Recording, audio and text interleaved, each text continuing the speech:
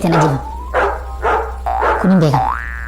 Maaliin namni bakka sanitti amma argitu tokko otoo duute maal dhaammataa ka jedhu gaafatamee jira achi keessatti. Mucaan kun nama dulloomee 90 seenee 9 seenee silaa gaafatamu miti. Dargaggeessa waggaa 36. Dargaggeessa waggaa 36tiin yoo duute maal dhaammataa jechuun maali? Akka du'uun beekaa jechuudha gaazexeessan. Yookaan immoo namni gaafa dhodheen sun akka du'uun beekaa jechuudha. Yoo gaazexeessichi hin beekne ta'e. Warra dikileeru ifu.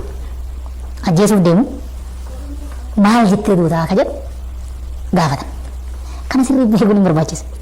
Kanaan dura immoo dhageeffadhu kanaan dura waan akkanaa jaarsota gurguddaa illee gaafateera gaazexeessan sun. Jaarsota baay'ee uleedhaan deeman illee dubbiseera. Takkaa gaafii akkanaa hoo duute maal dhaammattaa nama gaafate hin qabu.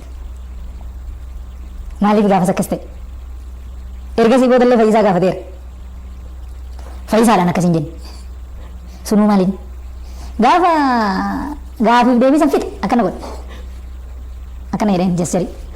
Akkas namaan jedheen beeku nama biraatiin hin argine. Isa qofaan akkas jedhe. Sun maal garsiisa? In dhaamatee jecha dhagaa hiriyyootan jennatti dhugataa tun beeku fudhartaa fudharaa jedhu. Duu danda'a maatii kiyyaan waan akkana kan wandoollee kan tolcha itti dhaamatee beektaa dhaamatteedhaan dhuguma. Jechuun hiriyaa kiyya keessaa mucaa Ingiduu Cimsaa kan jedhamu jira. Inni hin beeka beektaa. Jechuun akkuma qoosaa godhee ittiin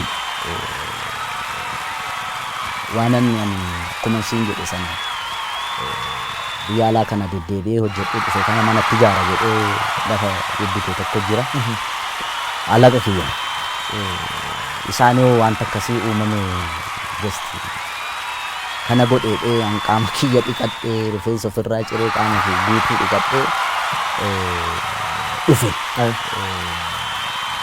Agartee milkaa'es gala jettee yaadduudhaan kun ta'e haa ta'uu baate riskii ani gaafan fudhadhu ofittuun himu.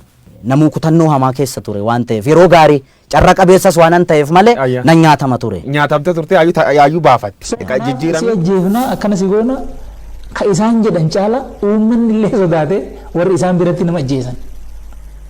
Uummanni keenya kan Wallagga jiraatu. Qeeqa akkana isaan qeequun nama ajjeesiisa waan ta'eef isaan qeequun nama fannisiisa waan ta'eef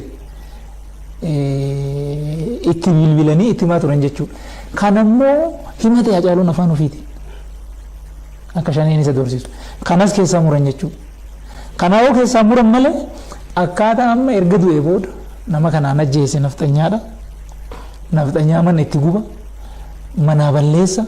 Ajjeesaa jedhanii lallaban san kallattii saniin deemuuf hin danda'u jechuudha. Kanaaf maaliin arginu asirra ajjeechaan isaa